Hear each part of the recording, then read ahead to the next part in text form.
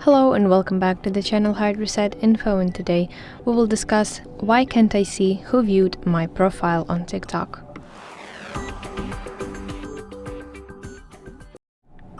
So the very first and the main reason to that is because you have disabled your viewer history.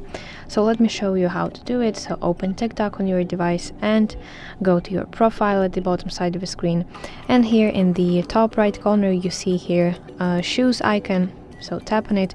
This is basically viewer history, and if you have it disabled, you will see this page where TikTok will ask me if I want to turn on viewer history, and yes, I want to turn it on.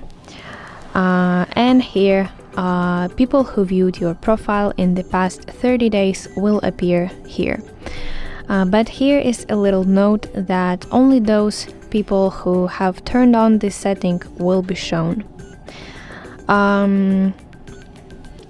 So yeah, this is the solution for why you can see who viewed your profile on TikTok.